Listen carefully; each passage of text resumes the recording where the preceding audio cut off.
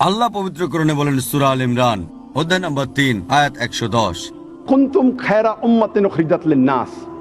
হে মুসলিমরা, মানুষের জন্য তোমাদের উত্তম জাতি করা হয়েছে, তা'মুরুনা বিল মা'রুফি ওয়া তানহাউনা আনিল মুনকার ওয়া তু'মিনুনা বিল্লাহ। কারণ আমরা ভালো কাজে আদেশ করি, মন্দ কাজে নিষেধ করি, আর আল্লাহকে বিশ্বাস করি।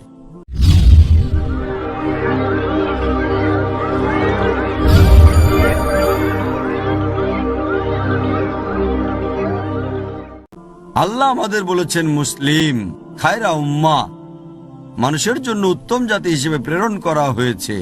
আর তিনি আমাদের কারণটা বলে দিয়েছেন, কারণ আমরা ভালো কাজের আদেশ করি, মন্দ কাজে নিষেধ করি এবং আল্লাহকে বিশ্বাস করি। আমরা মুসলিমরা যদি না বুঝে কোরআন পড়ি, কিভাবে ভালো কাজের আদেশ করব, মন্দ কাজে নিষেধ করব?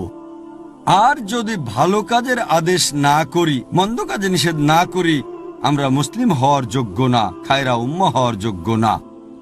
তাই যদি আমরা খায়রা উম্মাহ হতে চাই, যদি মুসলিম হতে চাই, আমাদেরকে বুঝে কোরআন পড়তে হবে, যাতে আমরা ভালো কাজের আদেশ দিতে পারি, মন্দ কাজে নিষেধ করতে পারি। আরবি শব্দ কোরআন এসেছে আরবি মূল শব্দ কোরা থেকে, যার অর্থ বই। একটা আরবি শব্দ ইকরা থেকেও এসেছে, যার অর্থ পড়া, যার অর্থ আবৃত্তি করা, যার অর্থ ঘোষণা করা। কিভাবে আমরা আল্লাহ সুবহানাহু ওয়া তাআলার বার্তা ঘোষণা করব আল্লাহর কথা না বুঝে? কোরআনের আরেকটা নাম আছে, সেটা হচ্ছে ফুরকান, মানে সত্য মিথ্যা নির্ণয়ের মাপকাঠি।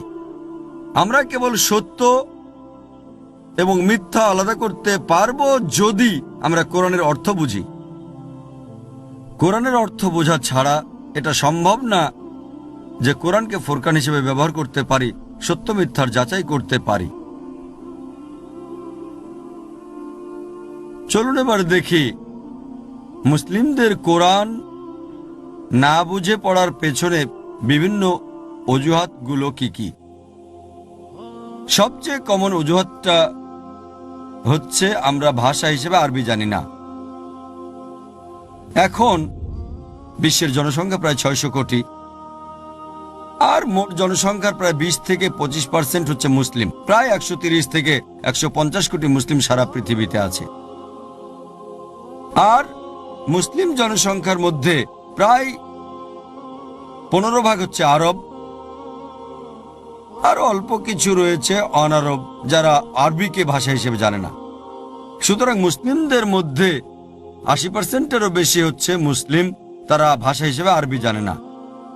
তাই সবচেয়ে কমন যে অজুহাত মুসলিমরা কোরআন না বুঝে পড়ার জন্য দেয়, তা হচ্ছে আমরা ভাষা হিসেবে আরবি জানি না।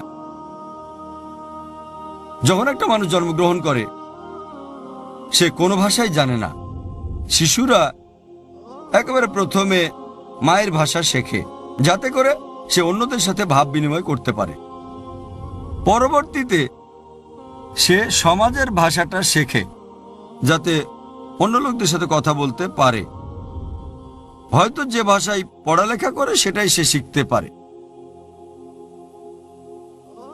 প্রায় সব মানুষই কম বেশি 2-3টা ভাষা জানে,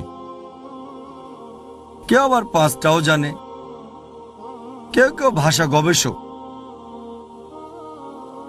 তবে অধিকাংশ মানুষই, প্রায় সবাই কমপক্ষে 2-3টা ভাষা জানে। এটা কি আমাদের দরকার না যে আমাদের সেই ভাষা জানা উচিত যে ভাষা আমাদের স্রষ্টা আল্লাহ সুবহানাহু ওয়া তাআলা আমাদের জন্য সর্বশেষ চূড়ান্ত বার্তা পবিত্র কোরআন দিয়েছেন? এটা কি আমাদের প্রত্যেক মুসলিমের জন্য বাধ্যতামূলক নয় যে কোরআন বোঝার জন্য আমাদের আরবি জানতে হবে? আমি জানি যে কোনো মানুষের জন্যই বাল্যকালে যে কোনো ভাষা শেখাটা সহজ ব্যাপার। তবে বয়স কোনো সমস্যা না যে কোনো মানুষের কোনো কাজ করার ক্ষেত্রে। যে অজুহাতগুলো দেখায় তা যে আমরা খুবই ব্যস্ত পড়ালেখা নিয়ে, আমাদের কাজে আমরা ব্যস্ত ব্যবসা নিয়ে ইত্যাদি। আমাদের অনেকেই বছরের পর বছর ব্যয় করছি অসংখ্য বিভিন্ন রকম বই পড়ে স্কুল, কলেজ এবং বিশ্ববিদ্যালয়ে শুধু একটা ডিগ্রি অর্জনের জন্য। আমাদের স্রষ্টা আল্লাহ সুবহানাহু ওয়া তাআলার বার্তা পড়ার সময় কি আমাদের নেই? আসসালামু আলাইকুম রহমতুল্লাহ বারাকাতুহু। আমার জন্য দোয়া করবেন, আমি যেন আরও বেশি বেশি করে হাদিস ও কোরআনের কথা ভিডিওর মাধ্যমে আপনাদের সামনে তুলে ধরতে পারি।